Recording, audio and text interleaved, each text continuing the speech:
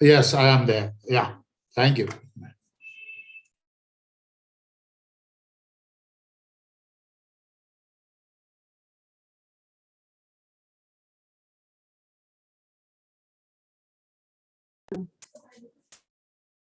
Yes, I am there. Yeah. Thank you.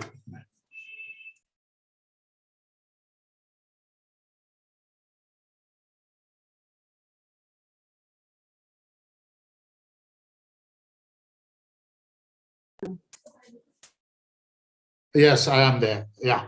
Thank you.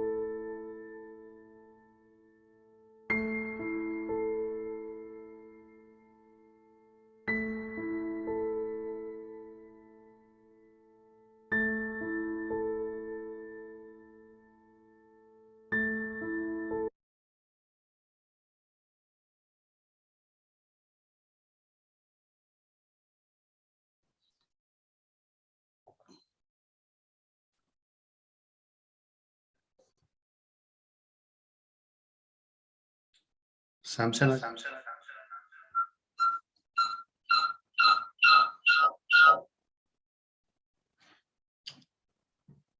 Samson, are you there? Yes, I'm here. Okay, thank you. Brother, we can start whenever you're ready.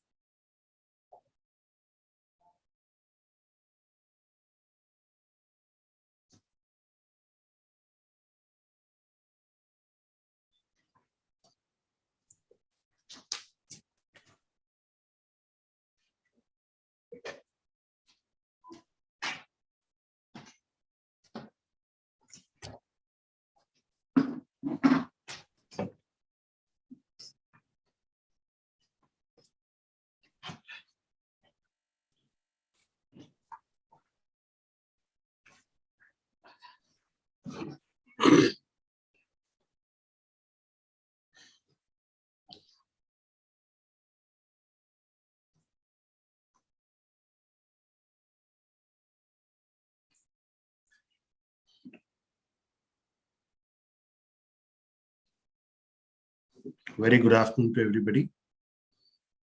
Brother. Good afternoon. Yeah. May I request Brother Thomas Thanikal to start the session from here onwards? Dear fathers, brothers, teachers and parents who are attending this webinar, a very good afternoon to one and all. At a very long silence, AINACS is back again with the 19th webinar during the pandemic.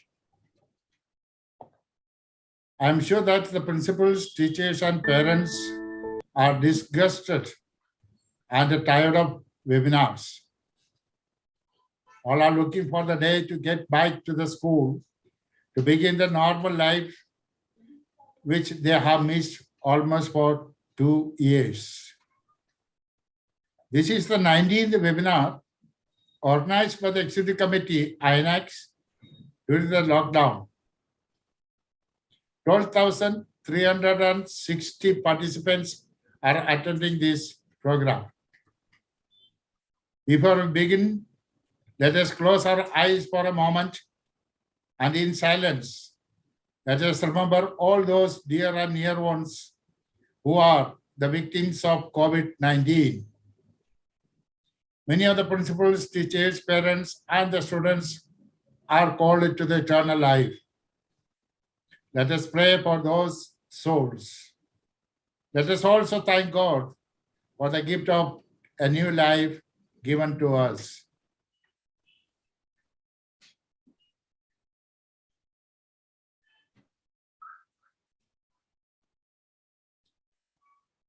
With this, now I call upon Reverend Dr. Father Maria Ashok Kumar, the President of AINACS, to deliver the welcome address with a prayer. Over to Father Ashok Kumar.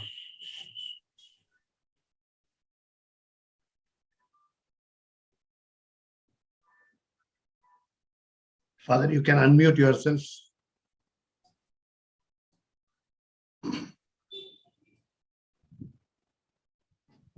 Can you hear me? Yes, Okay. Yeah. Please go ahead. Good afternoon to you, dear sisters, fathers, and brothers. I'll begin this webinar with a prayer. Let's close our eyes and pray. Lord, our Heavenly Father, we praise and thank you for this day. We thank you for the presence of everyone in this virtual meeting. We are gathered and given the opportunity to appreciate life and your words. Forgive us for our shortcomings and cleanse our hearts from all the evil things. Lord, we shall learn and live by your example. Send us your Holy Spirit to be our guide and give us the wisdom to understand the topic that we are going to discuss. Enlighten our minds and let your love be upon us. May this meeting bring success and growth to all of us and to our institutions. We thank you, Father, for the precious time that you have given us. Give us your grace that we may do everything for your greater glory. All this we ask in the precious name of Jesus our Lord. Amen.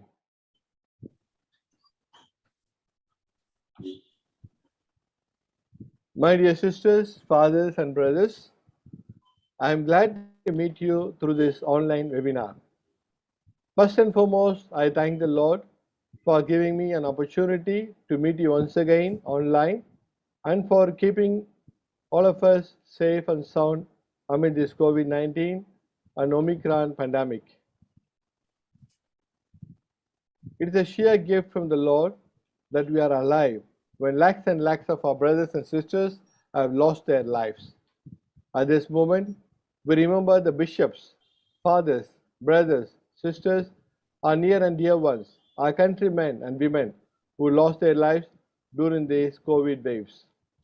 God has His own plans and purposes for each one of us. We need to accept and bow down to His will. Let's be conscious of this aspect as we begin this AINACS webinar. I am happy to welcome and introduce to you the great personalities of today's program. There is a saying, if you have to tread the unknown, you have to go alone. If you want to be a pathfinder, you have to walk alone. If you want to reach where no one else has reached, if you want to do what no one else has done, then you have to learn to walk alone in a crowd.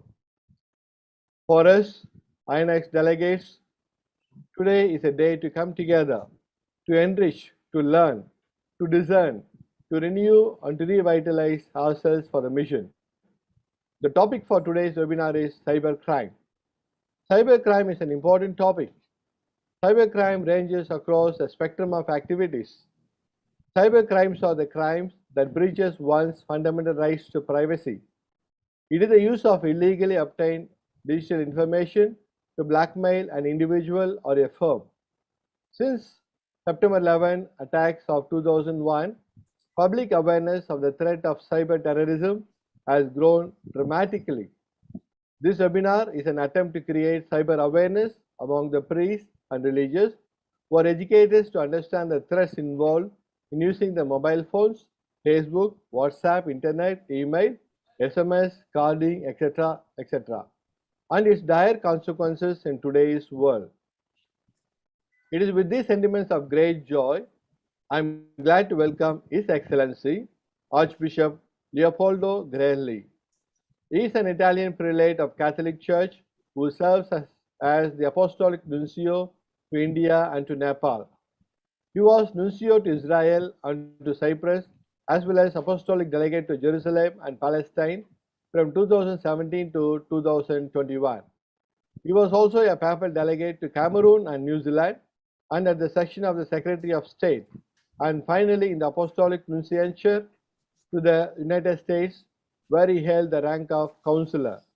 I thank His Excellency for accepting our invitation to address the participants and to give us a message. Hearty welcome to you, His Excellency. I am happy to welcome Right Reverend Thomas D'Souza, the Archbishop of Kolkata. He is the chairperson for the Commission for Education and Culture, CBCI. He is a dynamic, vibrant, effective, and efficacious leader. On behalf of AINACS, I extend a warm welcome to you, dear Archbishop. I am indeed very glad to welcome the resource person for today's webinar, Mr. Samson George, Director in Technology Risk Partners, a United Kingdom-based firm. He is a cyber expert who trains students and employees in India as well as in United Kingdom. Hearty welcome to you, dear sir. It gives me immense pleasure to welcome the bishops, major superiors, educational secretaries, fathers, brothers, sisters, teachers, parents, and students for today's online webinar. Hearty welcome to the National General Secretary, Brother Thomas Thanikel. I appreciate and applaud him for being instrumental in organizing this webinar. He is a hard-working person and he has been a very important person in organizing several seminars in the AINACS. Hearty welcome to the Vice Presidents, Brother Verkis, for Jimmy, and the Executive Committee members, Sister Flavia and Sister Trisella. With immense joy and gratitude to God, I wish each and every one of you a great success in all that you do. Once again, I extend a warm welcome to you all. Have a pleasant, fruitful afternoon. May God bless all of us. Thank you, Father, for your wonderful and delightful prayer and welcome address. A special welcome to Dr. Senthil Kumar, who is providing us with the Zoom platform for this webinar. He has been part of all of our webinars. I'm sure that many of you know him as a teacher, as an educationist. With his vast experience of teaching and committed to education, he organizes training programs for principals, teachers, and students. We acknowledge your endless support. Thank you very much, brother. Now, we have with us His Excellency, Archbishop Leopoldo Guerilli, the nuncio to India and Nepal. Our president has already introduced him to us.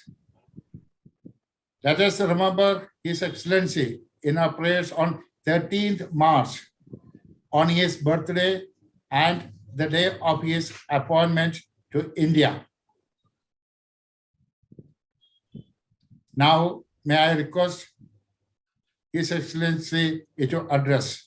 Over to His Excellency. I am glad to be present with you for this webinar organized by the All India Association of Catholic Schools on the topic of cybercrime to create awareness among the principals and teachers on the implications of this cyber threat and to educate the students on how they can safeguard themselves against this menace.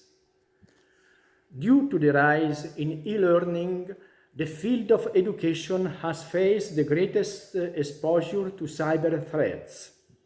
Hence, cybersecurity, which is now considered as a new form of literacy, needs to be given a priority for the education sector. The Church is very much supportive of the fight against cybercrime. The development of new technologies in the digital world has undoubtedly provided great opportunities for children, for their education and for their personal growth. However, there are serious tragic consequences.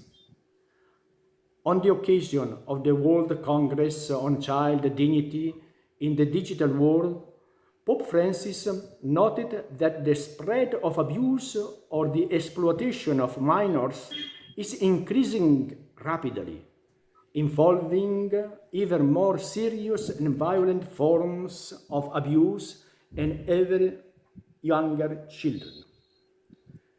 The Holy Father emphasized the dramatic growth of pornography in the digital world is in itself most serious, the fruit of a general loss of the sense of human dignity. Frequently, it is linked to human trafficking. What makes this phenomenon even more disturbing is the fact that this material is widely accessible even to minors via the internet, especially through mobile devices. The majority of scientific studies have highlighted the profound impact of pornography on the thinking and behavior of children. A greater awareness of the enormity and gravity of this phenomena is urgently required. We must ban from the face of the earth violence and every form of abuse against children.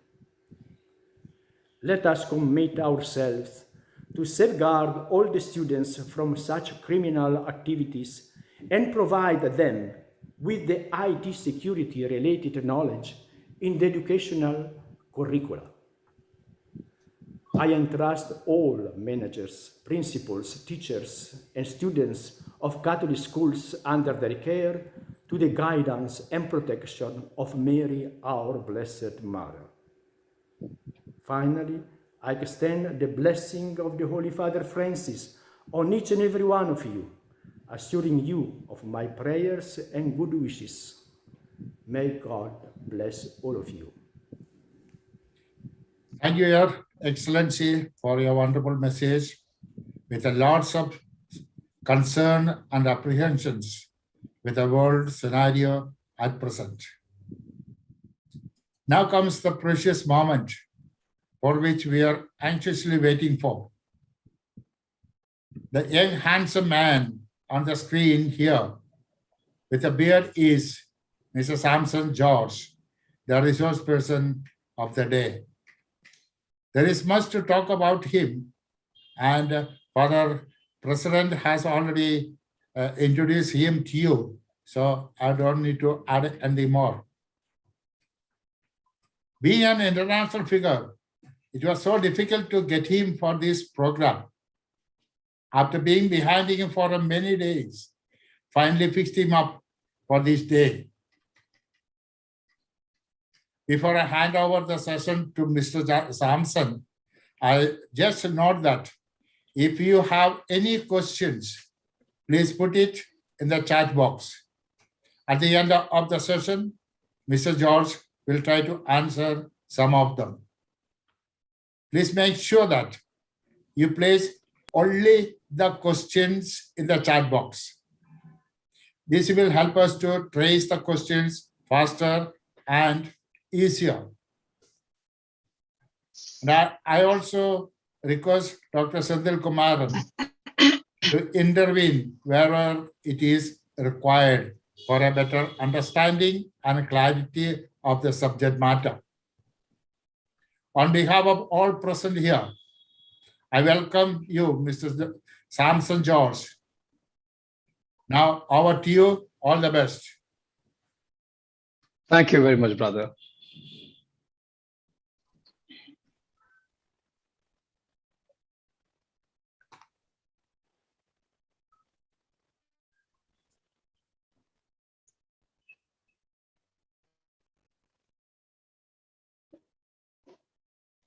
Okay, so can you confirm my screen is up and I am Yes, Samson. crystal clear, audible? Yes, very Okay. much, Samson. Perfect. Perfect. Just let me remove. Okay.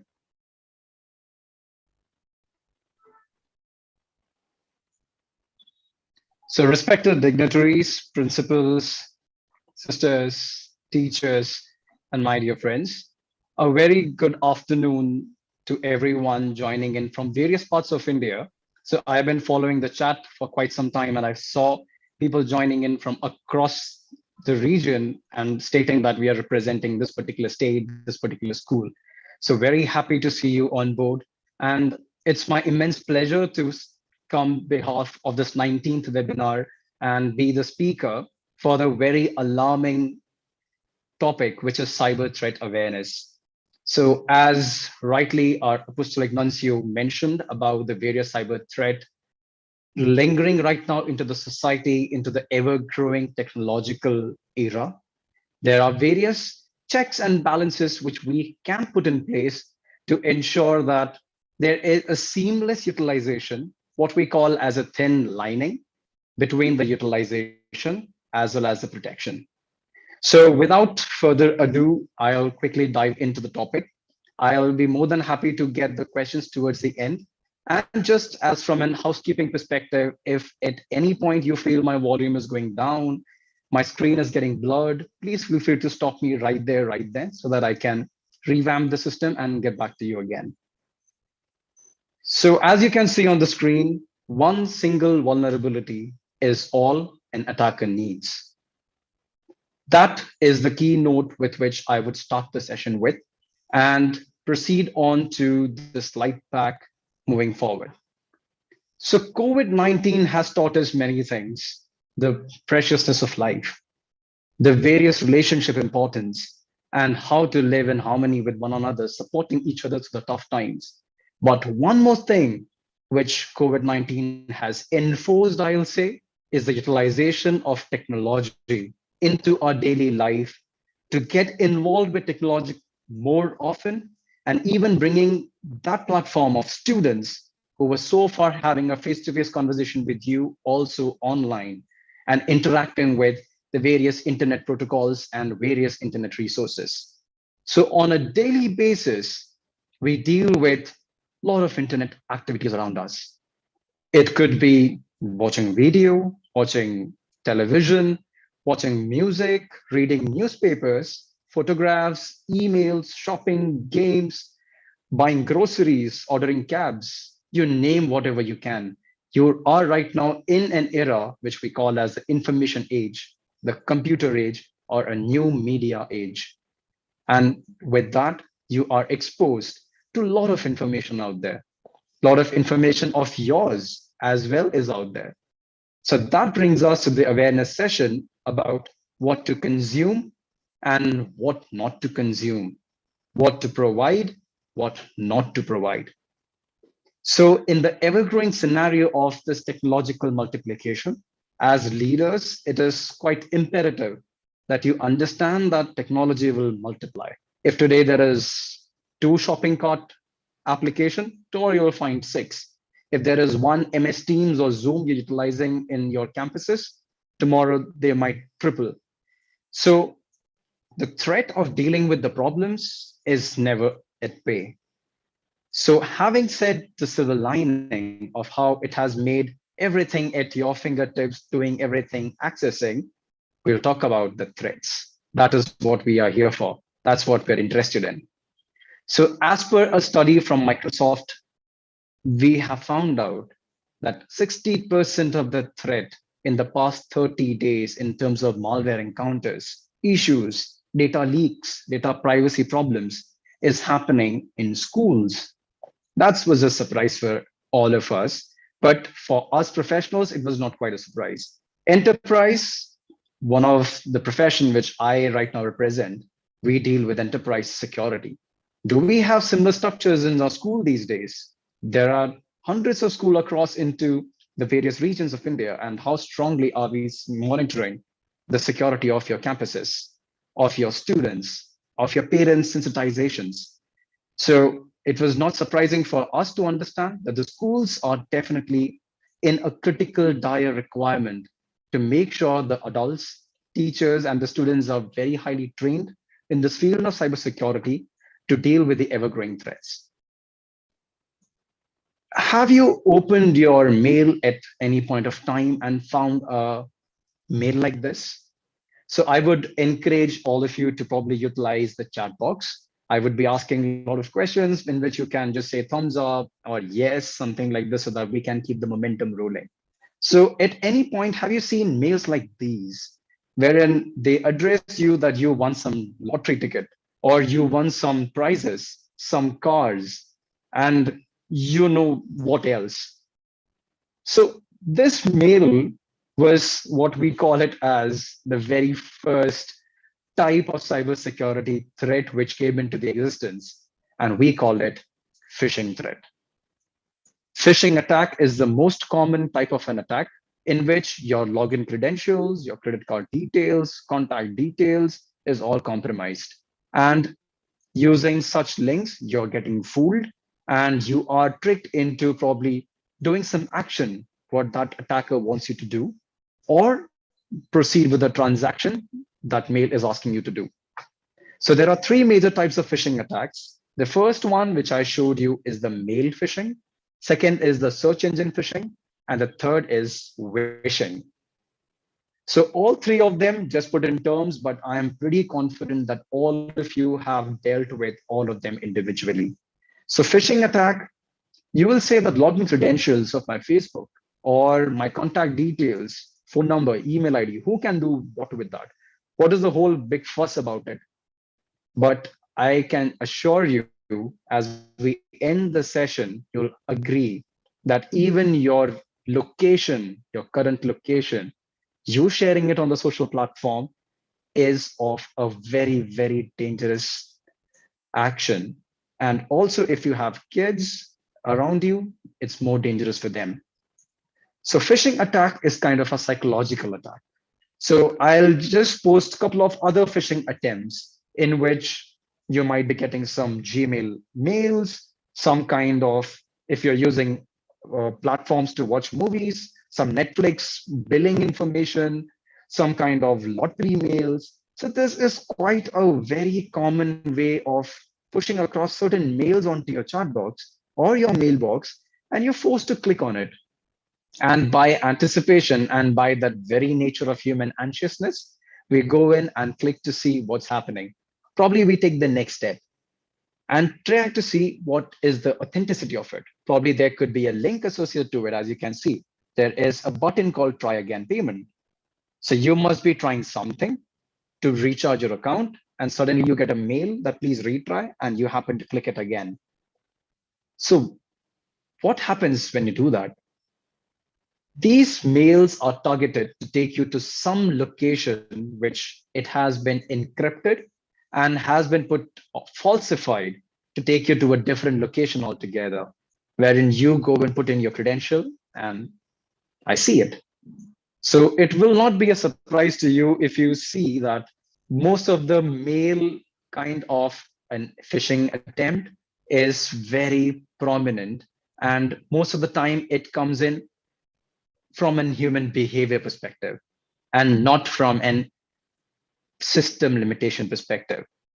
Now, moving to the next slide, have you seen such kinds of messages? So this is quite common in my family groups and into my family, what to say, it is revolving around free tickets, free Amazon vouchers. So can I just get a hand raise about understanding who have seen people who have seen such kind of messages circulated internally into WhatsApp groups, saying there is some Amazon saying going on, you will be getting such an amazing gift, voucher, spin the wheel, you have some gift awaiting, some WhatsApp group you have to forward to 15 more people, you get 2 tickets. Yeah, I see quite a not number of participants raising their hands. So that's quite common. So if you have already noticed the pattern, there is a pattern to all kinds of attacks. Today, I can train you saying that, okay, tomorrow such mail comes in, don't respond. Or tomorrow such kinds of WhatsApp note comes in, don't respond. But what if the game plan changes? Or what if the method changes? So it's absolutely a very structured, organized methodology to understand. It is all human behavior, how human responds. So in most of the cases, attackers are not superhumans or not super techies. They can simply understand what a human behavior is like and push across certain messages to you to make you do something which you wanted to do. So if you notice here, you're being baited. You've been given freebies. Seeing a 2 free tickets, who will not want to click it? Or into the previous mails, some urgency created. So there is some kind of human behavior which is getting encircled, should be your point as we go through to the slides. Before that, I'll just share with you one simple example of what happened in my own organization. Okay, so I myself dealing with cyber crimes had to deal with one cyber, what to say, intrusion, we can say.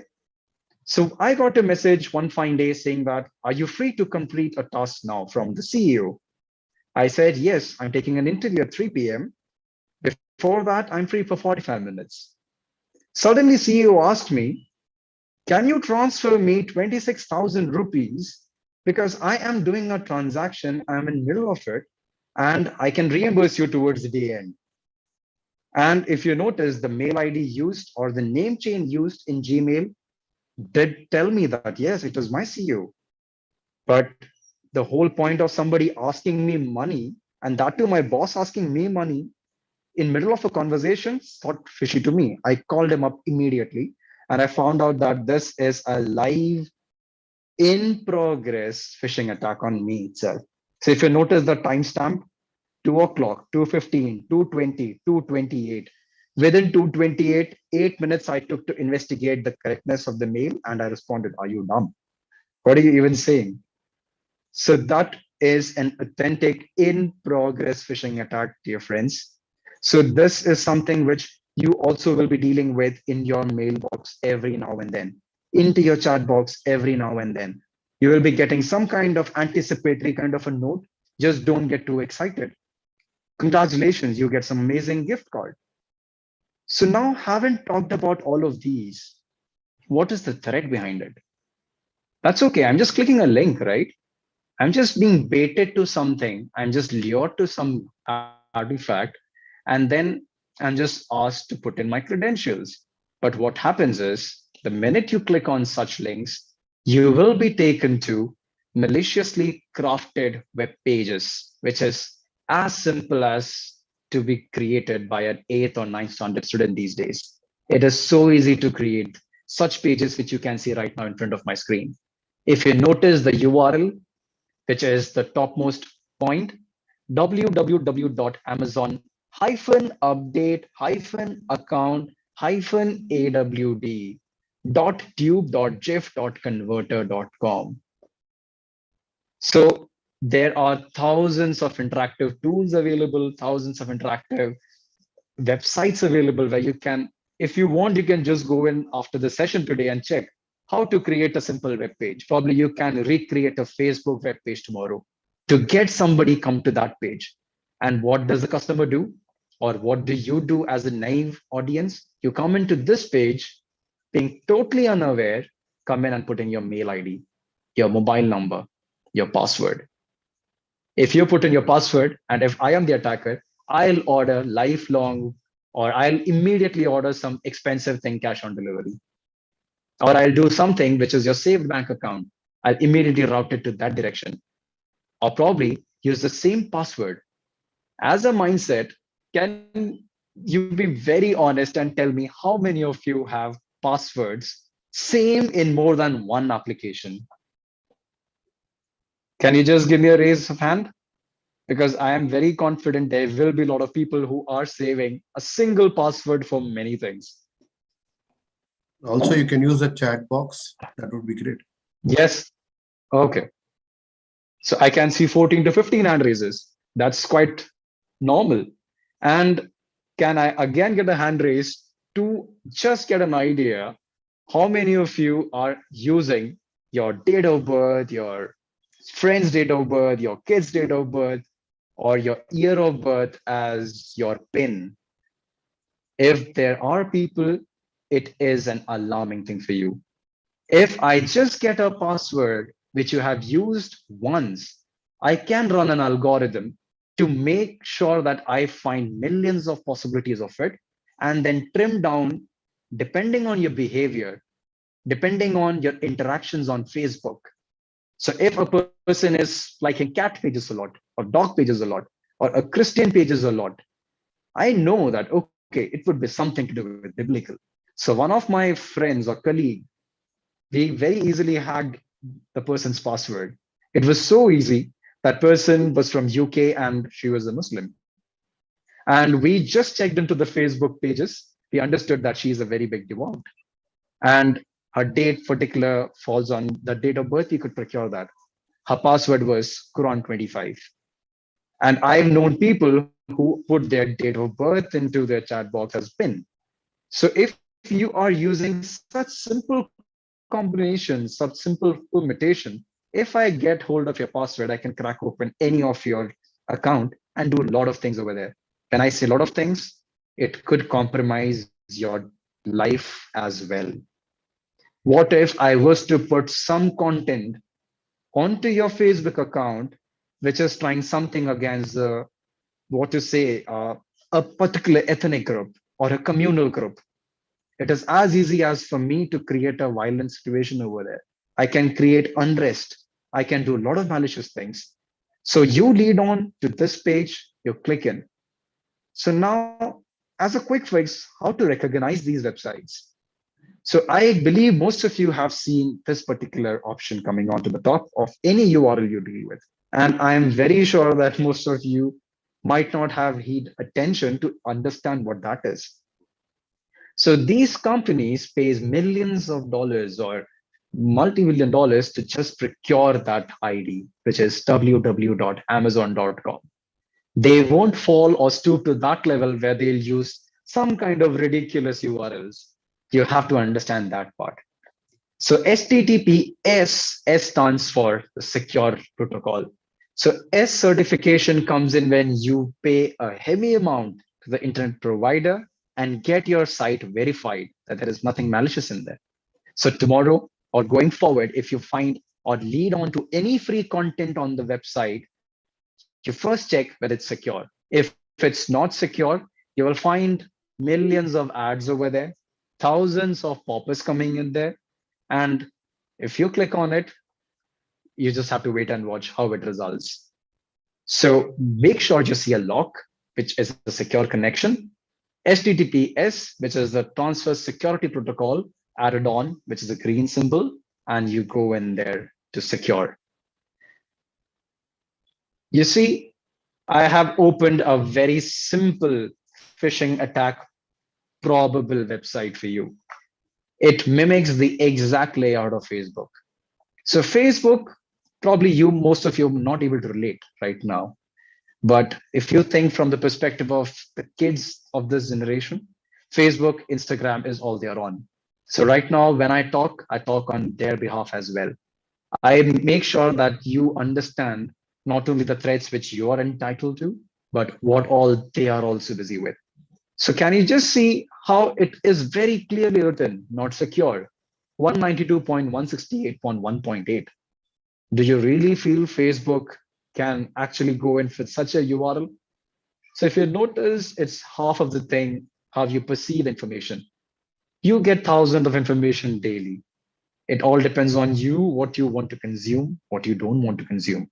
So this could be a very simple hack to understand if you're opening this. Now you might again challenge me saying that, isn't it so obvious? But friends, it's not very obvious. Even after telling this multiple times, people have fallen prey to this. They, in the excitement of the moment of winning a car or winning a lottery, they just forget what exactly is happening. That is human nature. So playing with the focus is the first thing. Creating a bait is first thing. Creating a reward system, and then creating an urgency. These two things, when comes together, is the formula for a phishing attack. So urgency plus reward. At any point you see any mail in your institutional mailbox, in your personal mailbox, give it time. Wait for 10 minutes, read it again. Because no mail will come saying there is some very big thing coming in and there is an urgency. So it might not be always bait. At some point, you might say that your school security is compromised, or your CCTV is breached, or your data centers have leaked.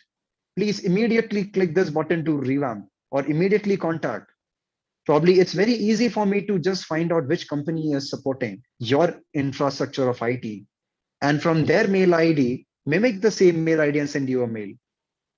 Dear Father, your mail or your data centers are compromised. Please immediately click this button and reinitiate the renewal of the configuration. The minute you do that, you are fallen prey to it. So any kind of bait, any kind of threat, mixed with what to call it as an urgency, is the perfect formula for any phishing attack. So if you see both, immediately stop. That brings me to a very simple Google form, which Google themselves has developed, which you can utilize. So this is transparencyreport.google.com. So if you want to just go in and browse for certain sites which you're not very sure of, if that's safe or not, Google does certain level of filtering.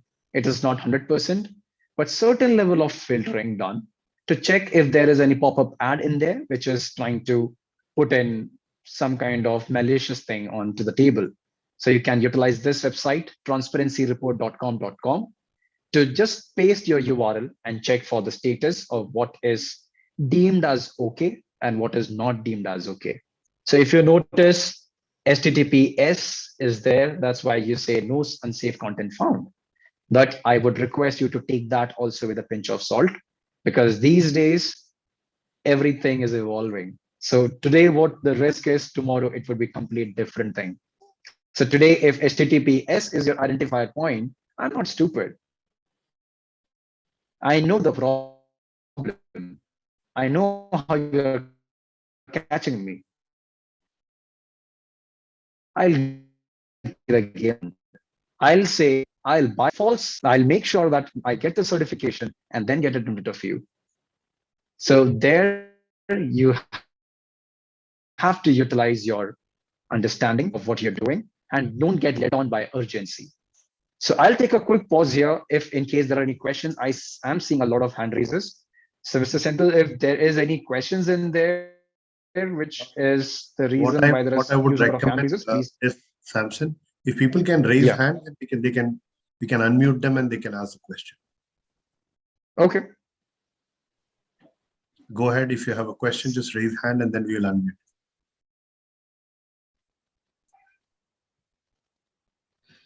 Okay, let me ask a very simple question.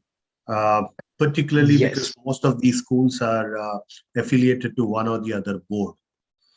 And it is much more easier that whenever it comes from one of the boards and they don't respond, or how do they check whether this is a authentic mail or non-authentic? Because what we are finding right now is every day somebody's some student sitting somewhere is trying to postpone the examination or announce the result the next day. Absolutely. So how as a school leader we can actually try to look at it, and specifically they're trying to use the board email IDs or letterhead so beautifully they craft. Sometimes the people who have signed, they themselves are under doubt. Absolutely. So this is one simple form of yet another cyber attack. So kids have involved themselves. So if you notice, students have gone to that level where they are copying in your documents, sending in your mails. So that is where there is a concept called whitelisting or blacklisting. So there has to be a protocol laid out that a certain mail ID only will be utilized to communicate it across the board. So the student can craft the notice, can send it across, because we are using, I don't know how many mail IDs internally. If we utilize one unified mail ID and other mail IDs or accesses to it blacklisted, and only the head of the institution utilizes it, and do a transparent communication towards the entire wing, that would be a much more effective way. Because right now, what happens is on the top, it gets delegated to the middle. In the middle, it again gets delegated to the lower level, and it reaches to the student via the teacher, not the principal himself. And in this layout of creating multiple levels, at every level, we are introducing more and more open possibilities for students themselves to come in and do certain kinds of trick and plays. They can manipulate the messages, they can issue notices, they can easily push across a mail which says exam has been postponed. But are we following a simple notice board? Probably we have to educate the parents to go and look into the notice boards of the website, because all the schools have very secure Correct. websites created. Use the notice board utilization over there. So I myself am a advisor of utilizing the notice board feature on the website, because website is very secure. That has been purchased, maintained by some individual organization. Utilize it. Start parents getting engaged on that rather than relying on mail IDs, rather than WhatsApp text. So you cut the channels, come to a common platform, and then you challenge the whole process of somebody coming in and doing some kind of such playful acts. So it is a joke for kids, but if it really, really hampers somebody's mental stress, or it just affects somebody, it is a threat. Correct. So that's something which is very, Does that very answer your question, Simple? Yeah, thank you very much, because this is one challenge which we are seeing everyday principals are now facing. Now, till now it was board, now schools also. With the COVID coming in, now people also have started using technology a little more, much more clearly. Yeah, I think the questions are still open. You can ask the question to Samson. Right. Or you can text. So just I would like to inform everyone about one more thing. When I was a child, I used to really Google how to hack my neighbor's password for Wi-Fi. So every child starting class 8, 6 who has some device does come in and plays with it. So if there is no other question, I'll quickly move on to the last kind of phishing attack before we close phishing attack and move on, which is phishing or voice call phishing. Okay, All of you definitely. There is a question for you. Simran is asking. It is advised always to look for the closed lock sign for one of the questions what you have asked. I'm also trying to take the questions from YouTube, where people are actually watching this particular program right now. Around 400. Okay. Also there. Right. Definitely, that should be your starting point. That should be definitely there, because right now, no company which is big as selling some reliable stuff or reliable content or information goes without a certification of the security. That should be your first point where you begin with. And then look into the pages and make sure that at every point you ensure no transactional information is asked before you go in next. Or is it also a good idea that in case if the school uses based on their profile, what kind of communication channel they will try to follow as a protocol in the institution, whether it is WhatsApp, email, or anything else? WhatsApp is something which I don't personally advise.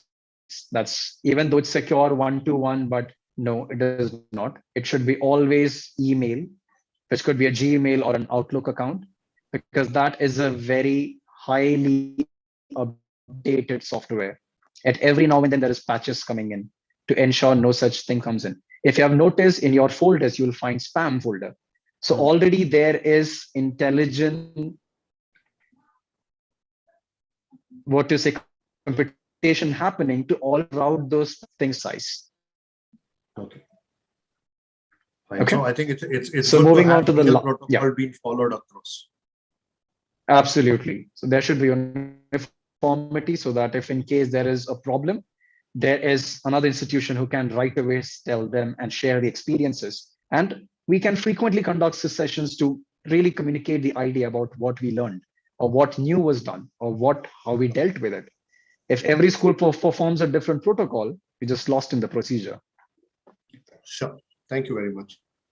I think we can go ahead now. There are no questions which are appearing here on the question. Okay. 1 minute. Jyoti is raised hand. Let me give her a chance. Yes, Jyoti, you can unmute yourself.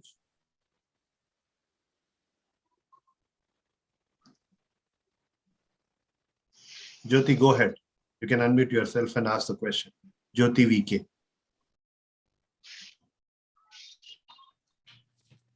Sorry, sir, it's already answered. My question was the same. Fine. Thank you very much. Okay, perfect. Okay, so without taking much time, I'll quickly wrap up phishing because that has to be addressed. So voice call phishing is called vishing. So if you have ever received a call saying that your bank account credit card is expired, outdated, please tell the OTP. Or if there is a call saying that your insurance or some kind of information is required urgently. So if you notice from email, they have evolved to the voice call level. This is the next stage. So from email, which was reading, takes your effort, gives you time to think. Now we have come on to a platform where you have to be vocal. And that cuts down your time to think as a normal, logical human. So that's why, if you are aware, Jamtara, a place in Jharkhand, is specialized. And they, from a very young age, train their kids over there to start speaking in terms of an account manager from a bank. So they propagate, get your data from somewhere in terms of your phone number, come in, call you multiple times in and out of the month, and then get such details from you. They will simply say, I'm a representative from the bank. Your credit card is expiring. We need to verify. Can you give us the OTP, please? That is one kind of phishing call. And there is one most very recent phenomenon, which I believe if somebody of you have dealt with, which is you will get a call from a defense personnel. And that defense personnel will say that, okay, I am trying to do something. I need a transaction. So there is some transaction going on. He'll say, I can transfer you 100 or 1,000 rupees as a check. I'll just make sure that our transaction channel is communicated or stable. You just give me the OTP. The minute you give me the OTP, the amount will be transferred. So once you confirm that the 1,000 rupees has reached you, then I can give you that next remaining 10,000 rupees. So what they do is they ask you an OTP for a transaction they want to make to you. Have you noticed the logical flaw already? OTP is always in question when you want to transfer something, not when things get transferred to you. So what you do every day, day in, day out, even the fundamentals can be played with. So the caller will say that I'm calling from defense. And the minute you hear defense, there is a sense of what to say, a reliability created.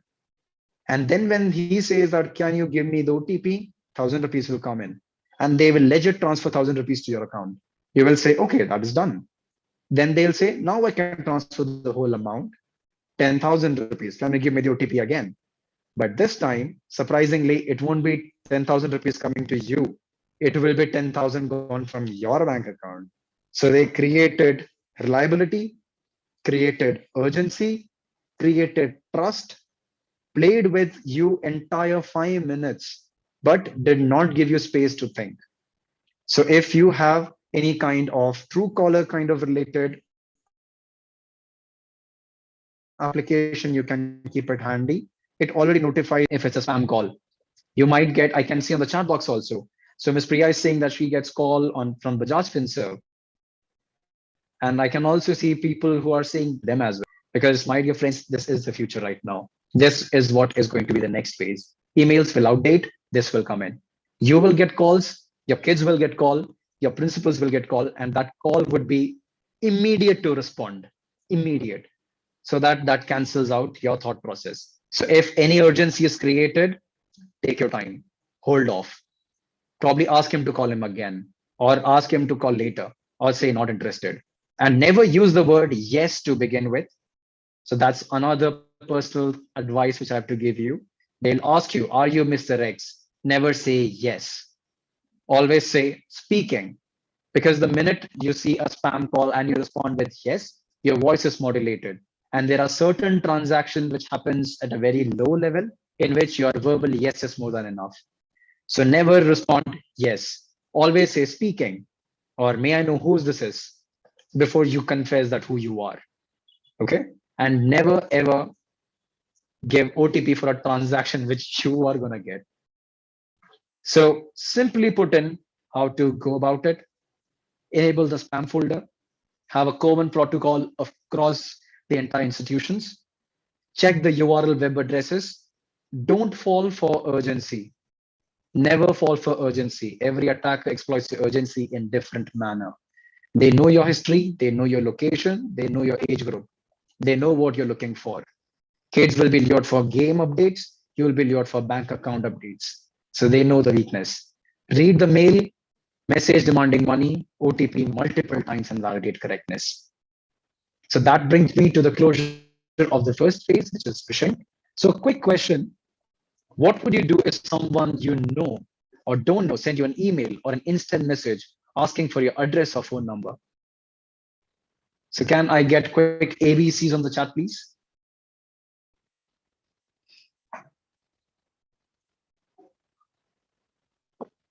Thank you, Namrita.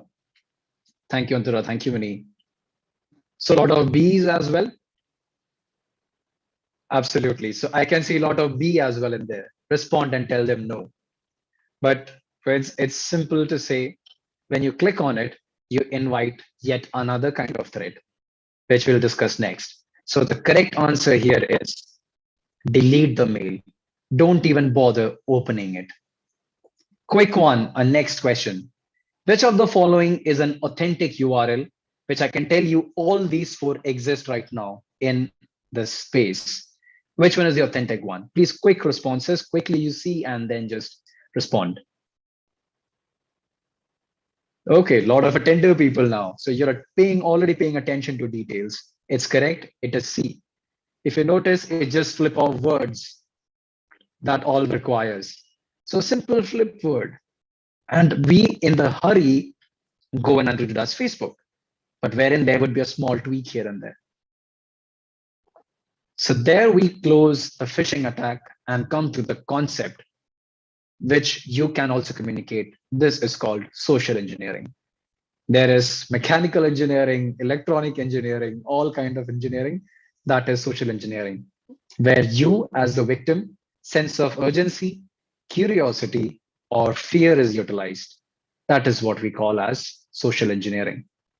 So your human vulnerabilities are more dangerous here than the system or the software itself.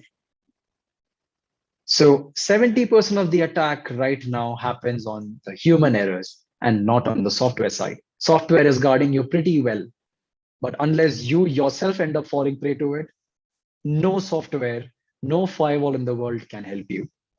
So that brings me to the conclusion of the phishing attack, which is the most common type of attack, which most of the citizen at every point of time experiences.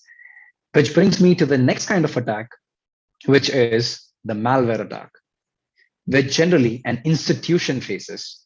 When I say institution, it could be anybody holding a lot of critical information. Schools, of course, is an institution which holds a lot of sensitive things. Parents' details, students' details, their date of birth, their ethnicity, their place of birth, the parents' salary income, their profession, their phone number. But have you ever seen, can I get a quick hand raise on this?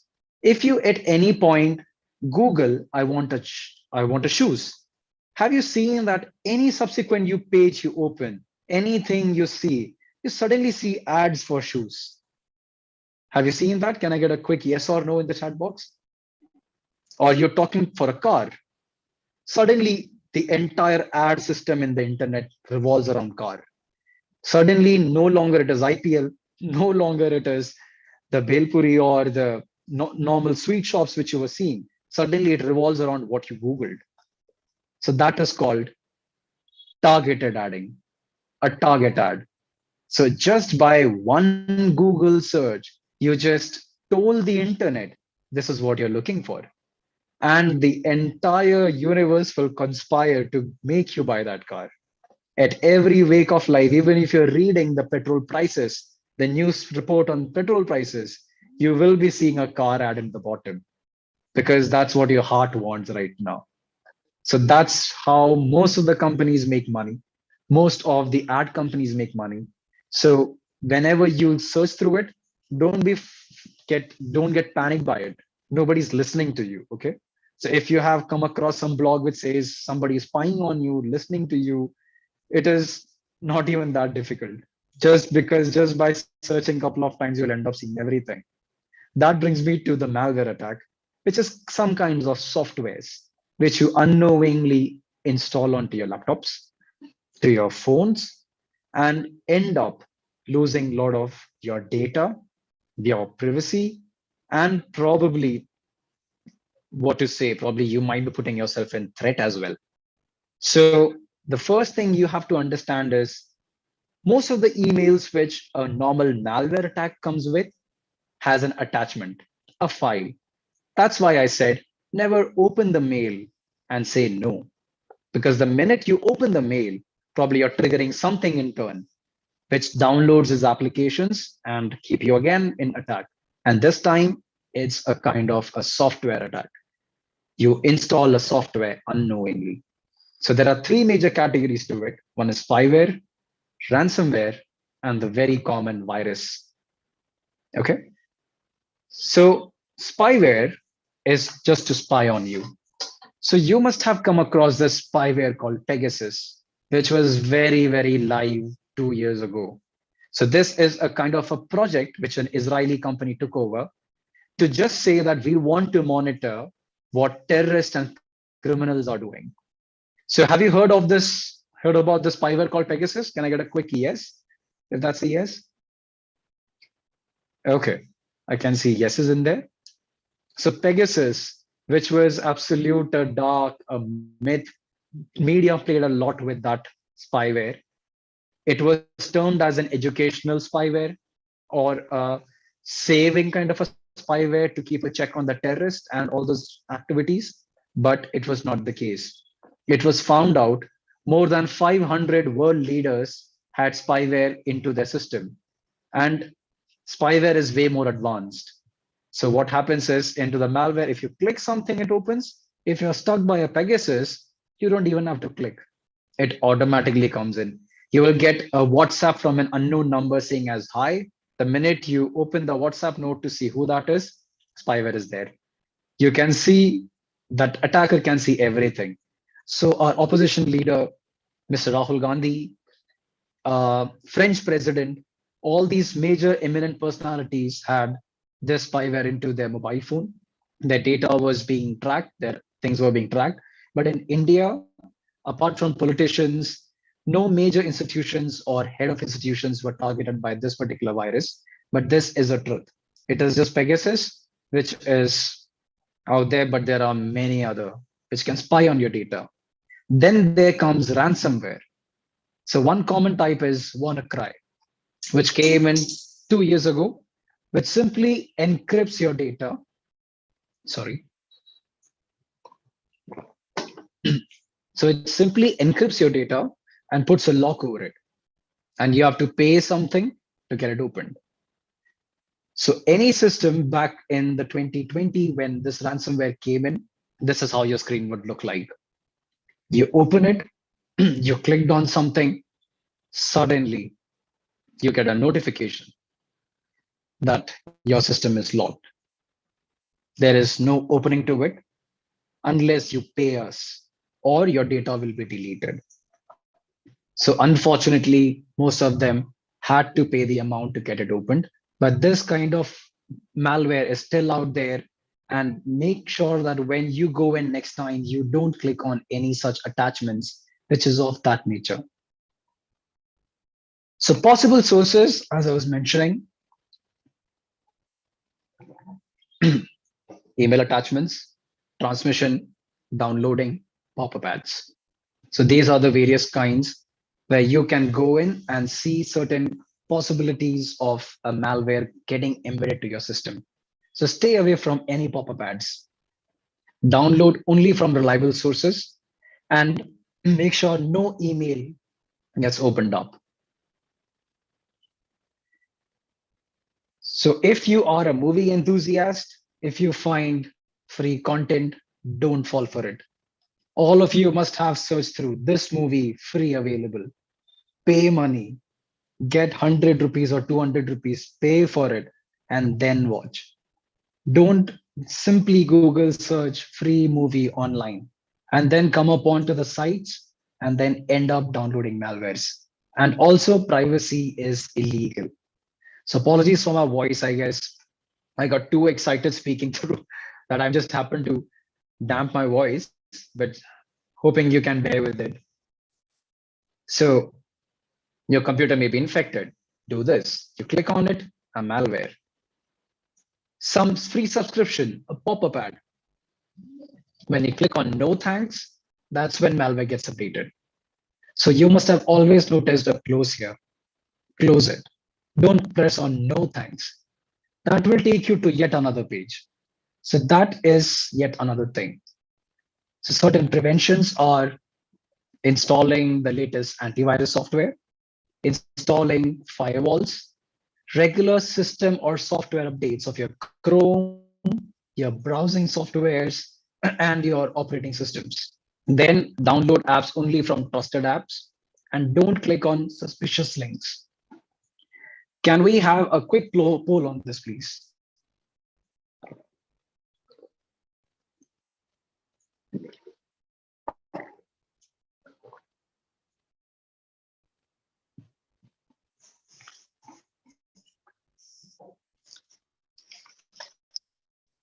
Okay, a lot of C's coming in.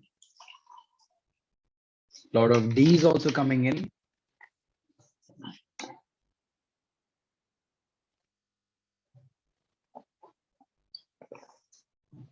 Okay. So just letting you know, all these three are very reliable antivirus programs. Norton, K7, Quick Heal, all of them. So you can choose any of them. Please don't download the free version, download the paid one, because the system you're dealing with is quite sensitive. It's the school system it is. So run these virus programs and then check and make sure that anything problematic is in the check. So I'll just take a quick pause here because we have completed the malware section, which we took a very upper dive, but open to questions and see how we can take it across. So Mr. Sendal, we can take up the questions now. I think people can raise hand and then we can kind of. Riddhi Jain, you can ask the question, Riddhi. No, sir. Okay, fine. Hashim, you have a question?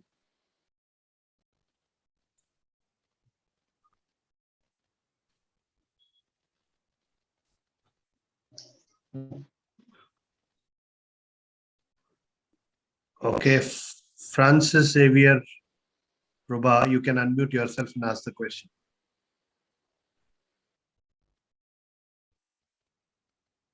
Francis Xavier.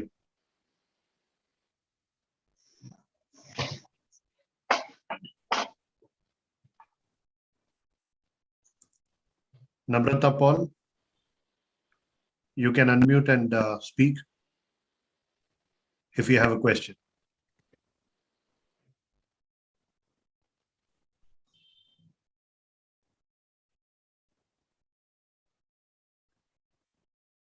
Okay, I think there are no much of 1 minute. There are some messages which have come. The Probably chat on the box. YouTube side. Okay. Namrata Paul says, I'm not. 1 minute, Namrata. Now try, Namrata Paul. Good afternoon, sir. Good afternoon. Go ahead. Sir, I wanted to ask one thing that in my pen drive, if I give it to anybody, usually when I get it back, there is a term known as, there's a folder actually known as system volume information, and I'm not able to delete it. Okay. So Yes. can you please guide me about it? So this is a very common type of a worm or a virus, as we call, which is replicated and in there because of some system that was connected to. Did you try what you say, formatting the pen drive?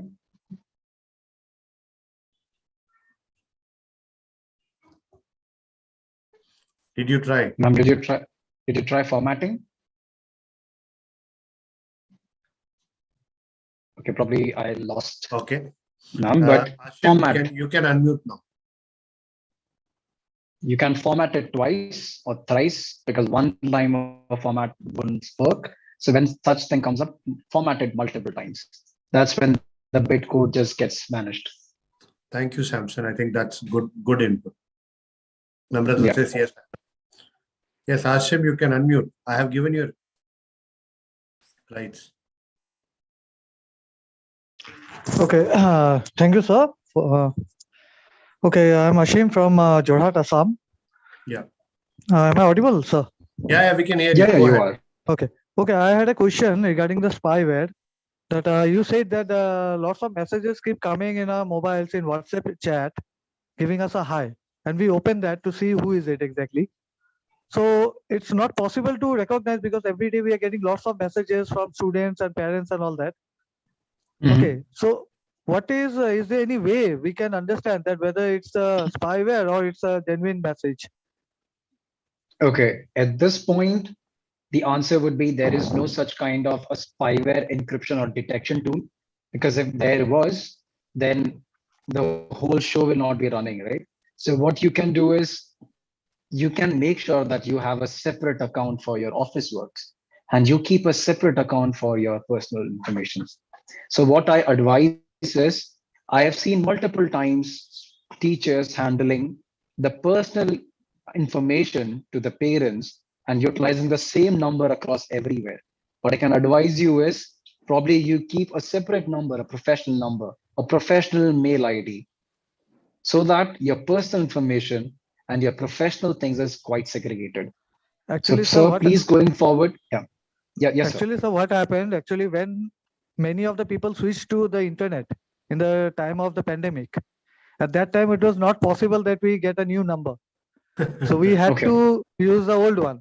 And now this old number is such, and this is such a old number that I cannot stop it also or change it. Sure, so the problem once had occurred with me. Okay, so I anyhow managed to overcome it. So that's why I asked the question. Is there any way? Thank you, Ashim. Because in Thank Google, you. In the Google, you say that HTTPS, those things, and okay, those things. So is done. Yeah. But what about the WhatsApp? Is there any way? And 99% Okay. we are So using the WhatsApp every day. okay. First So of all, what you can see is yeah. Samson, Yes. I would like Yes, to sir. just give a because this is one challenge which many schools have. Many schools, first Okay. of all, don't have IT policy per se as such, number one. Number two, Mhm. whether the WhatsApp is have you communicated that WhatsApp is your official channel, Asim, in your school? Actually, no. Yes, Officially, no, we are there is, using. no, Asim. The answer is only Yes. one: yes or no.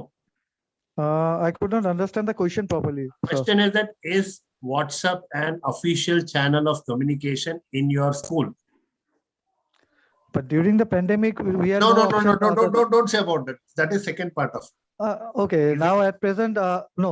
See, from school, it was. I can say school. It was not told that you have to use it, Correct. That's it. but That's it. we had no option. Fine. No, that's where what We had no happens. option. Even if tomorrow, if you go out and then use that as a reference, it will not be possible for you to justify.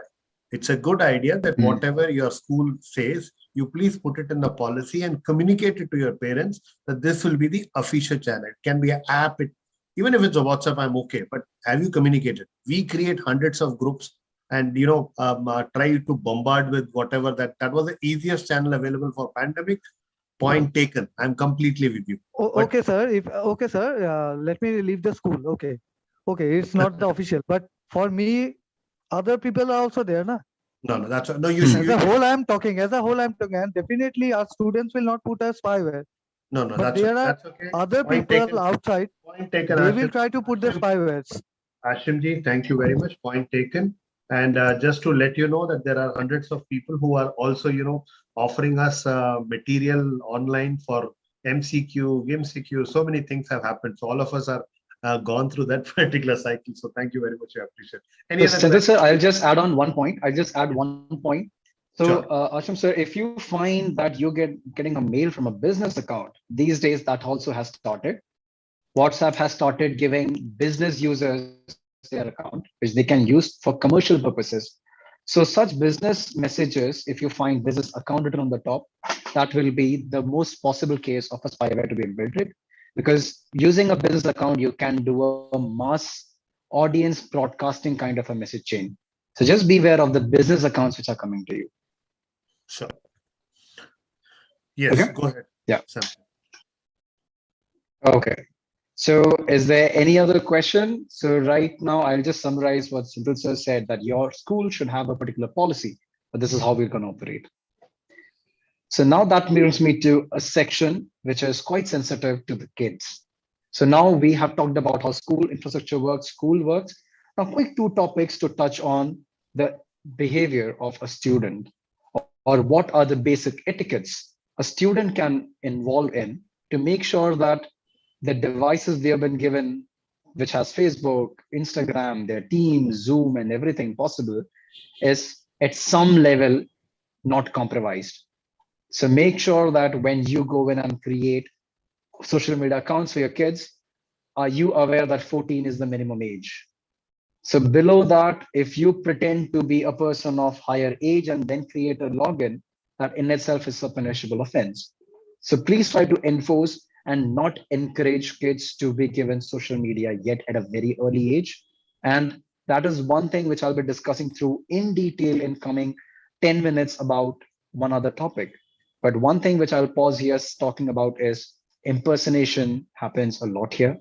Befriending on a bad intention, sextortion, reputational damage, and hacking of account is one thing which social media brings in, and in turn emotionally damages the student who has to go through it because of a very less support or awareness amongst the adults.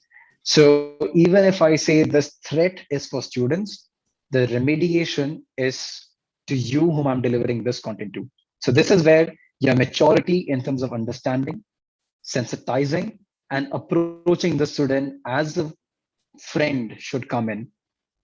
So the first thing you can definitely ensure is you have a very strong password, no date of births, no kind of funny references which you're very fond of. Go for a very strict 8-character or more password. Mix uppercase, lowercase, numbers, letters, and always include a special character. Make it as gibberish as possible. And never use one single password across, and don't save it in your browser too. There is a very simple option which says, do you want to save it? But if it is a critical site, don't save it. And make sure you change the password frequently. This is a password policy, and this will save you from around 60 to 70% of problems in itself. But this is where we fail fundamentally. So this is where you need to come in first and gather some information. Always enable two-factor authentication onto your social media accounts to prevent hacking. So two-factor authentication is just by entering your password is not enough. You will get an OTP onto your mail or your call or your phone channel. You enter the OTP, that's when you get the access. So that this whole concept of what I was explaining to you, the password combination does not work. Two-factor authentication is there in Facebook, is there in Instagram, and it is also there in WhatsApp. So if you have not already done it, please right now go to your account, click on two-step verification and enable it. This is a simple passcode which will be asked to you every now and then. And WhatsApp, like one of our fellow participants mentioned, that this is a commonly used platform. It is very easy for you to log in something or somebody coming in intruding, and probably you are not aware of it. If you are using web-based app of WhatsApp, you are aware that you can create multiple logins. So always have your two-step authentication enabled there as well. And also, when you download an app, I would want a quick yes or no on the chat box. If you notice some kind of app download, have you seen a lot of question coming in? Do you want to record? Can you enable contact detail? Can we enable the camera? Can you enable the contact details? And all kinds of such question like permissions? Yes, yes. So we have a lot of participants saying yes. So have you ever wondered that what is that? So how it happens is any app created has to have a lot of permissions before they start operating. So I have seen apps in which it could be a reading app, and that app is asking me camera access or my audio access. So we, by nature of habit, we just click on yes, yes, yes, yes, yes. We don't heed time to read the terms and conditions, which of course is a very long thing. Nobody wants to read it. But this thing is one area which you would want to address. If you notice, as a best practice, always disable your location.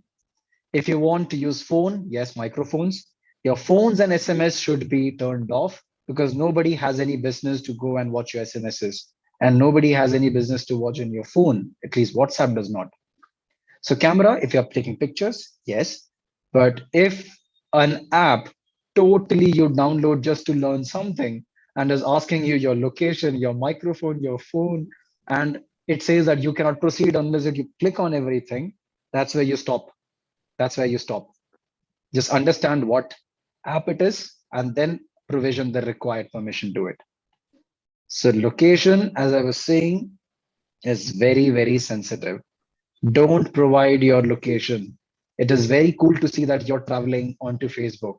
But if anybody is stalking you, if you have a kid who's using some kind of devices which says, I'm in this cafe, I'm in that location, I'm chilling here, I'm on this hill station, what you are doing is, if your child is being stalked, it's very easy for that person to locate. I've seen posts in which the kids generally posted every now and then. Now here, going there, and reaching there, they say now going to this particular cafe for a chilling. So that gives me the entire route map for that person, where that person is going. Won't it be easy for absolute, what to say, if I was a kidnapper, won't it make me, it's so easy. I know if that kid is going to cafe, definitely parents are not around. Definitely it's with the friends their person is going with. I have seen posts in which they're sharing a cup of coffee, a cup of ice cream, but as a kidnapper or as a threat or a person who want to intrude, I see that, okay, Probably that kid, age 10 or 9, using Facebook, posting things in there and showing that person likes ice cream and eating a lot of ice cream stuff. Won't I be using ice cream as my mechanism to break the ice with that kid? It's as simple as that.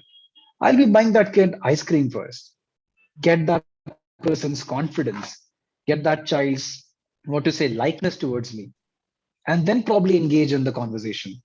So never encourage physical locations sharing, the interest sharing, what food habits you have, what shopping habits you have. Everything is just from a point of view of a attacker who could be physically involved as well is quite dangerous in that terms. So always onto your Facebook, disable location. So that brings me to a summary. Securing, choose strong password, change passwords often, use two-factor authentication, keep your profile photos live, private. That is your world. No need to show off. That is your life, your living, your kids, your family. Just stay within that. No need to show off. And never befriend a sharer. I guess some mic is on. Okay. Yeah. So never befriend a stranger. That brings me to a question. Can you quickly guess which password is the most effective?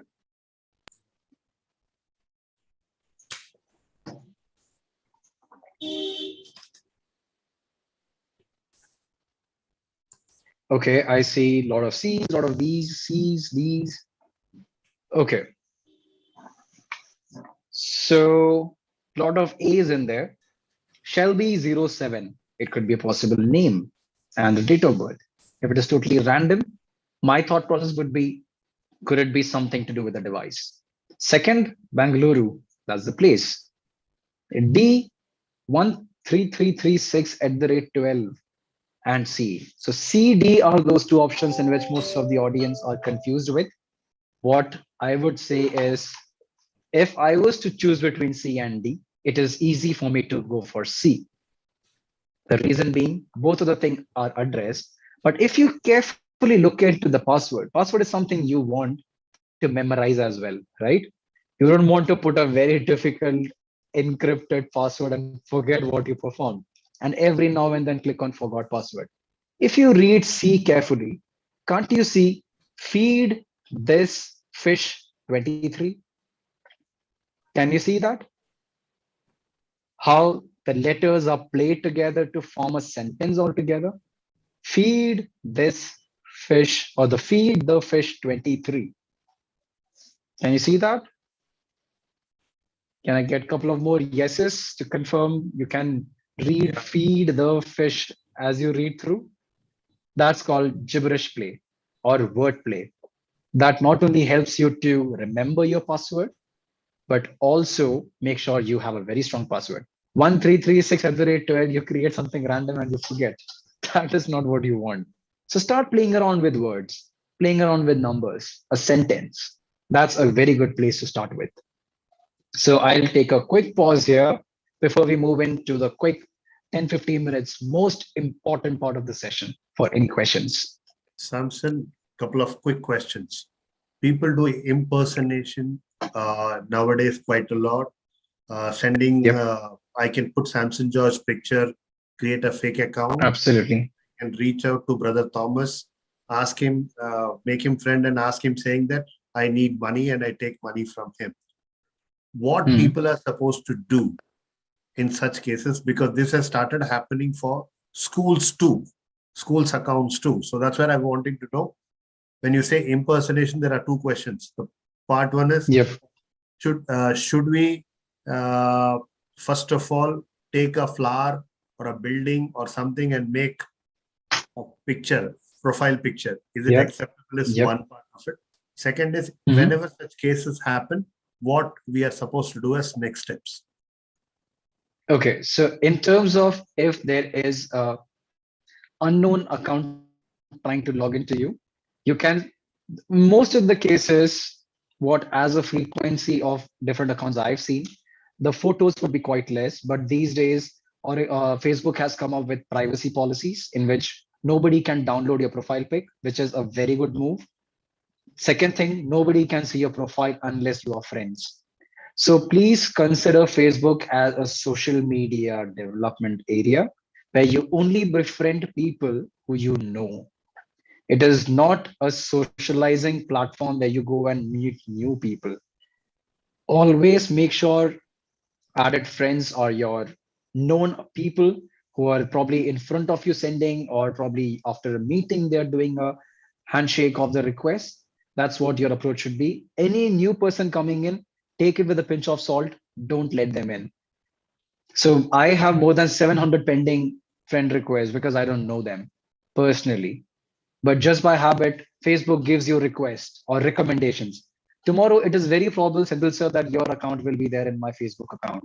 Yeah, it's Saying already that there. recommended. I'm facing that every Oh, you've week. seen it? This happens Okay. most of the weekends. I get a lot of requests. Not only requests, Absolutely. on my name, a lot of requests goes to people across the country and outside. Absolutely.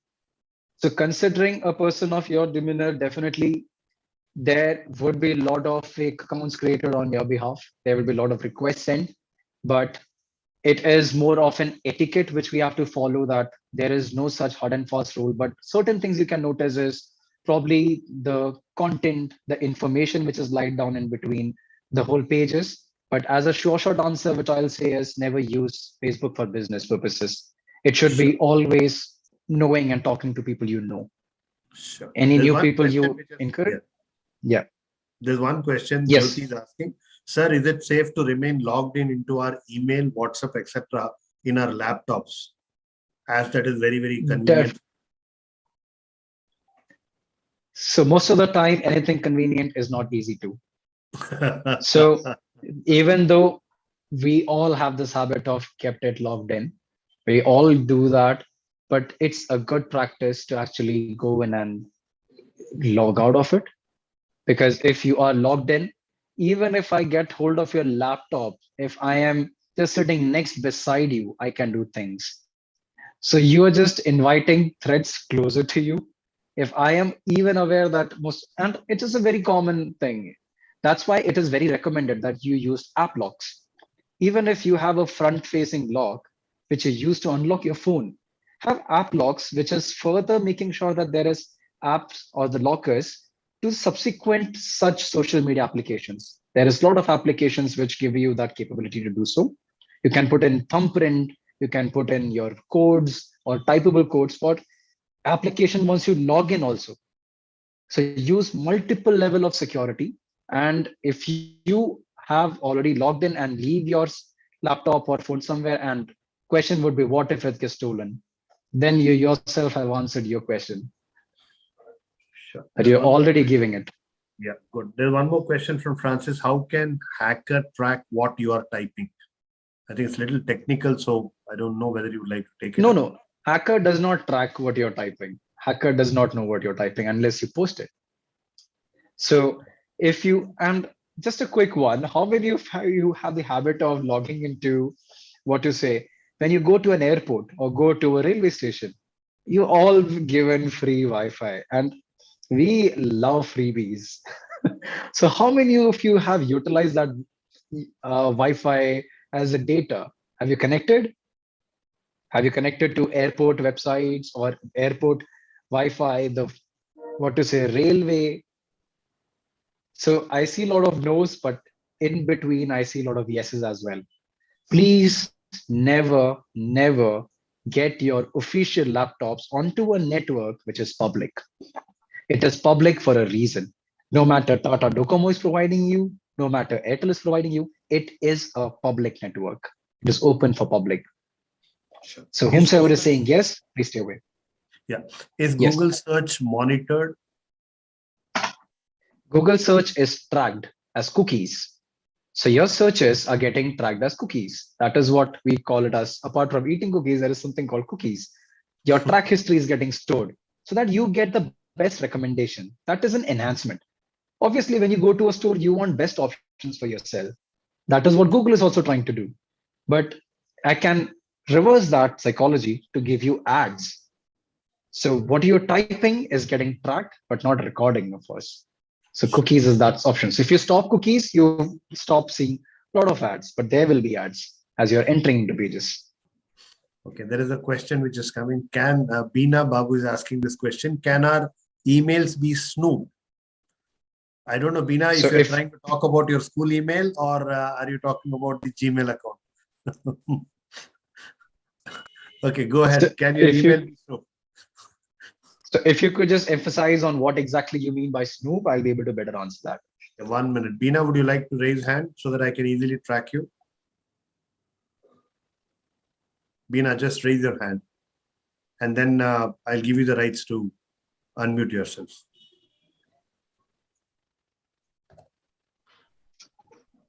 Yes, Beena, go ahead. You can unmute. Yes, sir. Thank you, sir. Sir, I was asking, sir, if I have heard or I have read in a book that emails are not encrypted. So can other people like hackers or trackers like listen to what we are sending in email?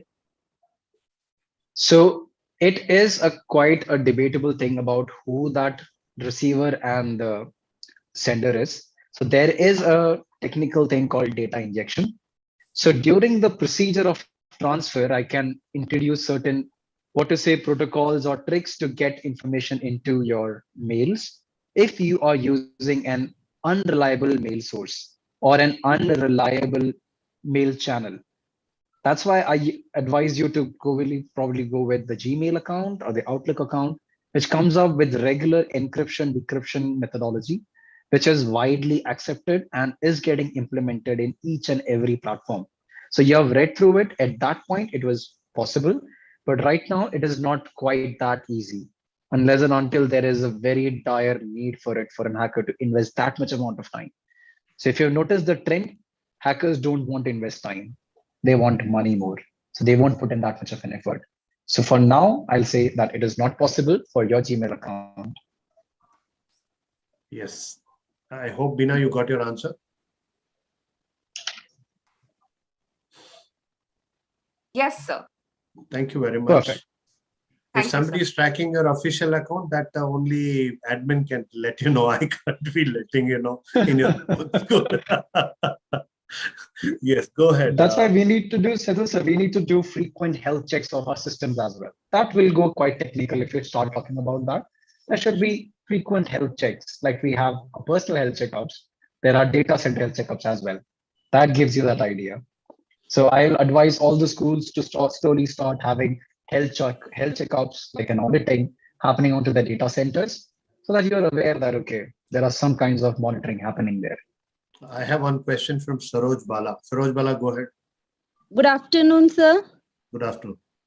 Sir, this new feature in the WhatsApp has come that chat privately, you can send message privately, so that can be viewed once or it can be heard once. So after like the receiver has received and read or seen that whatever that particular message has come.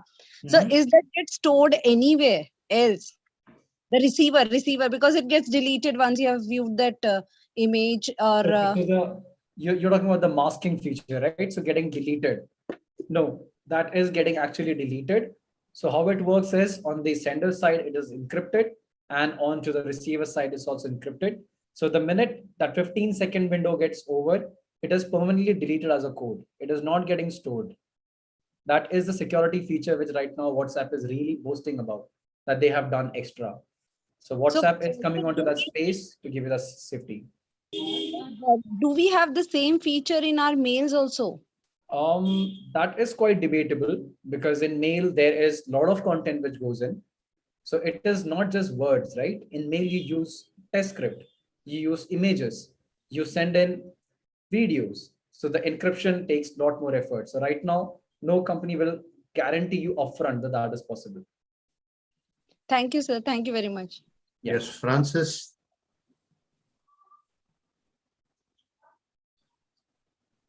Yes, Francis, go ahead.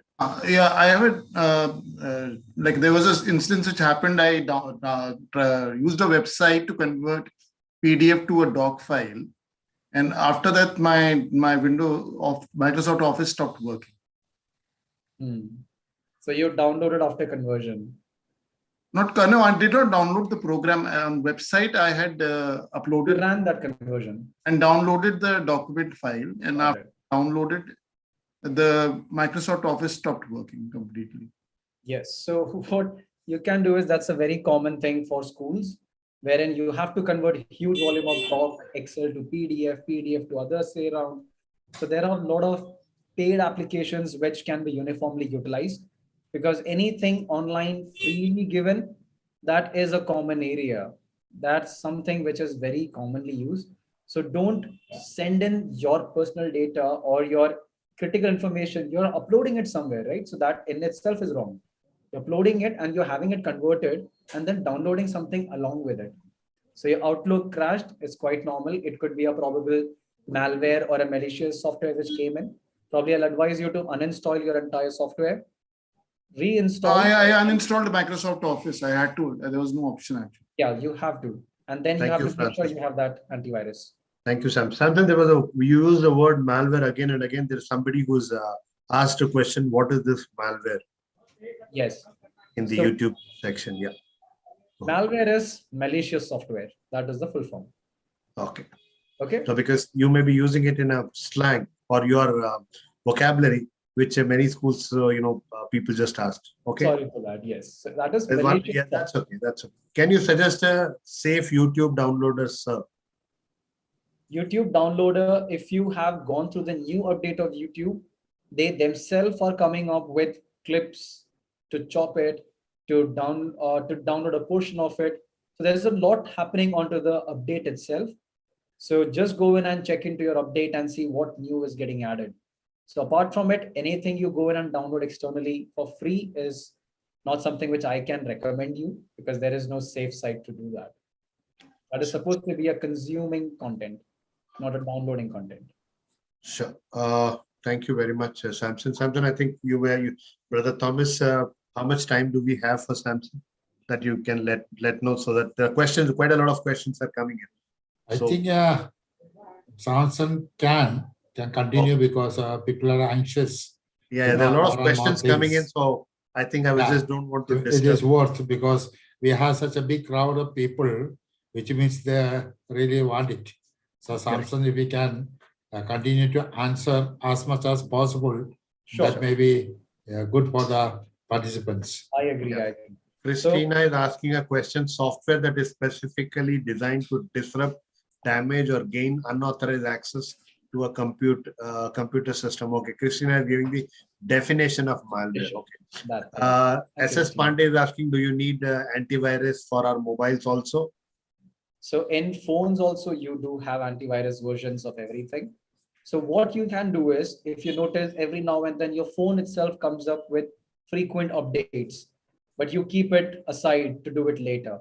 Make sure all your apps are updated. Make sure all your operating systems are updated as a first step.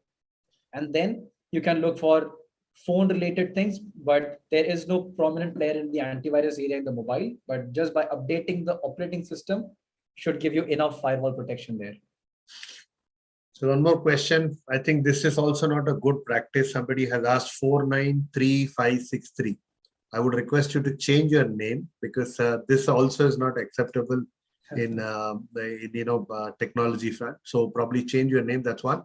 And it's also not etiquette on our side to call you with that number. But anyway, I'll take up your question.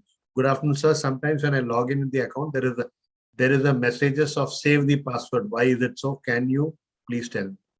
So that is actually a mechanism to help you log in faster. There is an option to save things which you want to use it recurringly.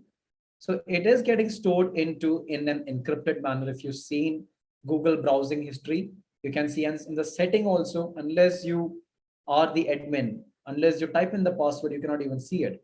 So it is for your ease why that option has been given. So save your password for those websites, those areas which is not sensitive. Your bank account detail password, definitely a no. Your school related information, definitely a no. But some small, you're logging into some website which is helping you read books or listen to audiobooks, which is not quite sensitive, you can go in and play with it. Okay, Simran is asking this question: is incognito browsing safe? incognito or incognito, what we call as a window. I'm not sure of the correct pronunciation, sorry there. Yeah. But what we say is it is just not saving your browsing history. That's it. If kids are doing some wrong searches in there, that's where they go generally. But using incognito doesn't mean it's safe. It is just disabling few features. That's it. It is said that it's safe. Both of them are equally problematic. So when you click on incognito, you would have seen a note coming in that you have just disabled these things. The rest is your problem. Okay. Sarita has a very, very specific personal question. This is very, very personal. May I know the reason of photographs getting corrupted in SD card after some time? Is there any way out to get the crash photos and videos back? SD card getting corrupted is as simple as saying that you're storing it into a hardware device, and any machine has a lifespan because it is end of the day semiconductors, as we call it. It is a kind of a physical material in which you're storing something. So nothing is so permanent. It could be, you can just check whether there's some dust problem. Is there some kind of, so I'll ask you, how old is your SD card? First question would be that. If you're expecting some old SD card to have that content, it won't happen. There's one more question. How is cookies different from spyware?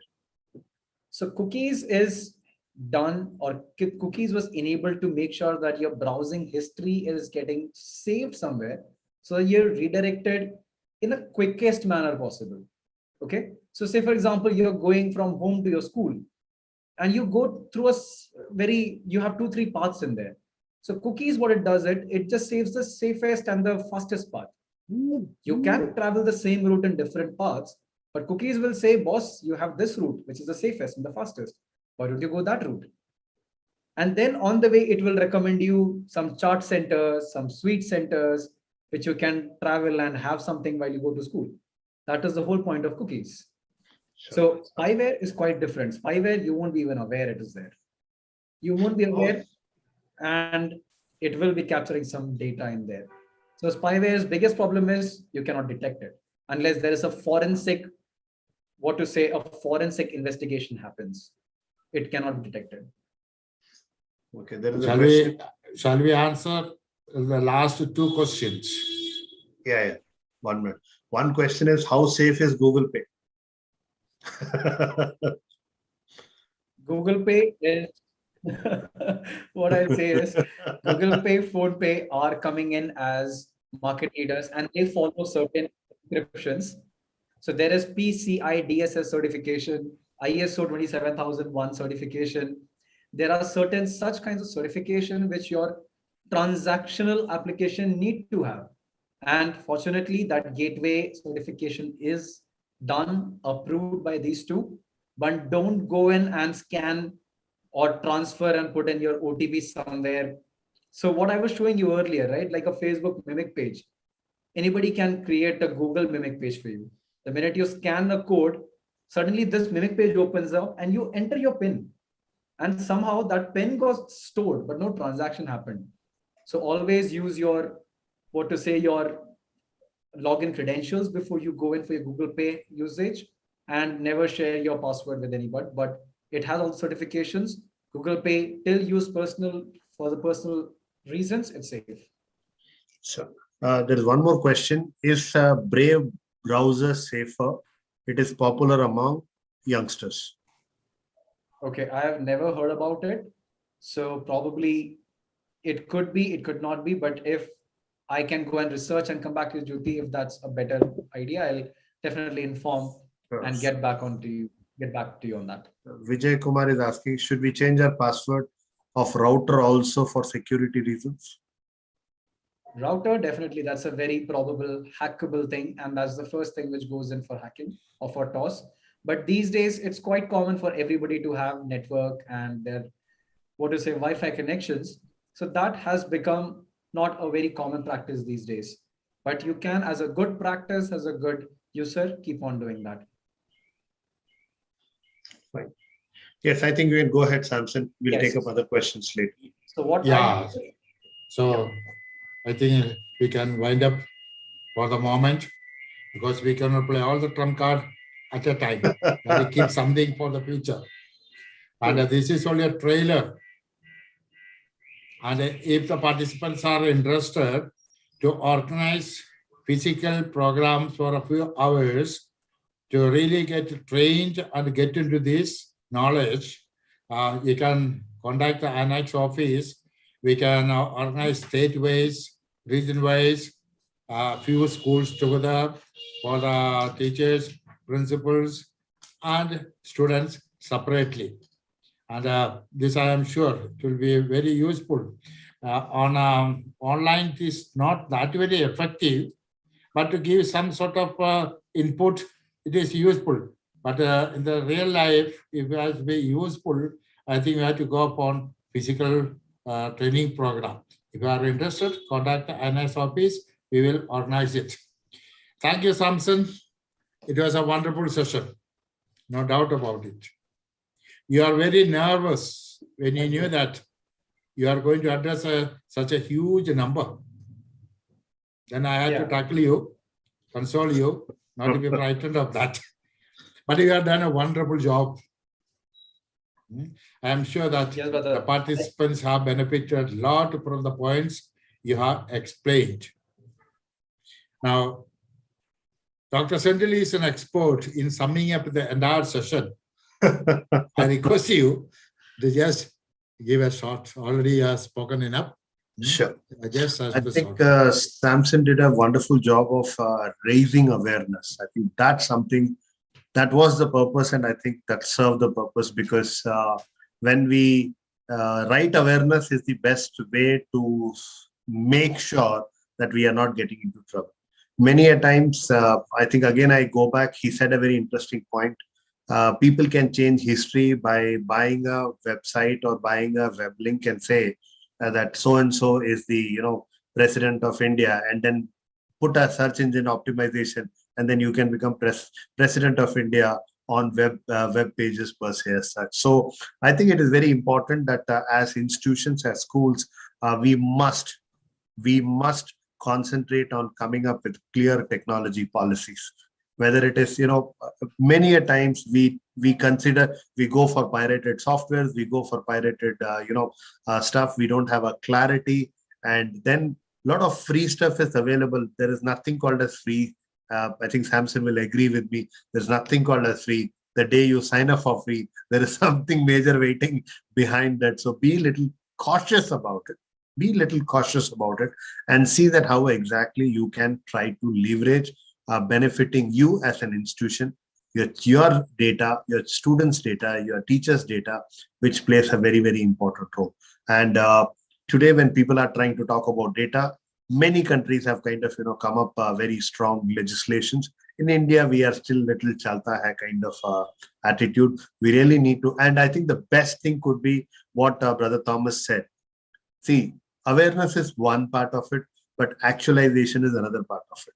I think, brother, it will be a good idea that if you can go around to regions, go around to states, or go around to cities, and then create a series of, right kind of awareness for people, how to even write a technology policy, what are some of the key things to consider while choosing technology. And all this is something which is very, very important. And very few people are actually trying to talk about it. Just to give you one idea, that CBSE, when we try to talk about on the pedagogical plan, there is some mention of technology forecasting, which is not done by many schools. So please understand the difference between technology and technology tool.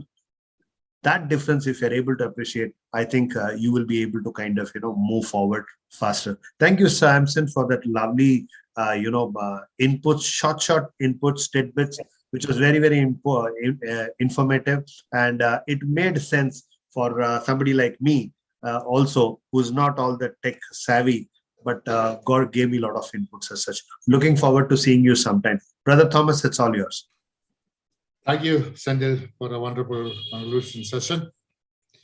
Now, let us conclude. Brother, just a small request. If you could circulate that feedback forms, I am not able to send that across right now. No, you can put it on the chat box. I'm just struggling. Samson, you can just put it on the chat box. People can just click it. I'm doing it. Yes. So just for everybody's benefit and to understand where we are, I've posted the link for the feedback form. So probably you can quickly touch base on that. And as brother and Sindhu sir said, we just touched the tip of the iceberg. There is a lot which has to be covered, which can be done in eventual session, and very great questions. Happy to interact with you all. Over to you, brother. Thank you. As Dr. Sendil said, and Johnson also will agree with me, it is important if you want to really learn about this kind of technology, physical training is the only way. And if any one of you want it, please just inform me. I'll be very happy to organize it anywhere, any part of this country. Now, as we conclude this webinar, I take this opportunity to thank the AINACS President, Father Ashok Kumar, for welcoming and praying for the smooth running of this program. I thank His Excellency for his wonderful message. I thank Mr. Samson George for a wonderful session. It is such a huge crowd. Probably this was unexpected for you, I knew. And when you discussed also, he said he expected 200-300 only. But as the number closed, you are getting, I was briefing you every now and then. And the more the number increased, you are getting more and more nervous about it. Now I am sure that you are very confident now. I thank the Executive Committee members for their support to organize this program. I thank Dr. Sendil Kumar, our friend of AINACS, for his uninterrupted technical support. Thank you very much. Thank you, brother. It's really praiseworthy. And I've been attending so many webinars, and this is the best one. And we can be happy. No interruption at all. In between, for a second, I had forgotten to mute my mic. Immediately he did it. I have one request, Father. All the participants who have joined, I would request you to please like the people. There's a YouTube channel of AINACS. So please like and you can share. This whole video is available on AINACS channel. So you can go to YouTube and see. And if you want to share it with your staff, I think that will be much more interesting to trigger interest. Sorry, brother, you were saying something. And if you do that with no cost, with just one click, AINACS is going to benefit a lot. That is such publicity, it has on its own benefits. Last but not the least, I thank all those who are present for this webinar. With such a huge response, we are encouraged to organize many more such programs. Besides this kind of program, if any of the member schools or the principals want any sort of assistance at any level, you can get in touch with the AINACS office. We are there to serve you at any time, anywhere, anyway. So, shall we conclude? Thank you very much. Thanking all of you. Thank you very much. Till we meet again. And we are going to enter into our London season. All the priests and religious, I know we are going to enter into. So wish you a happy Lent and a happy Easter in advance. All the best. Thank you. Namaste.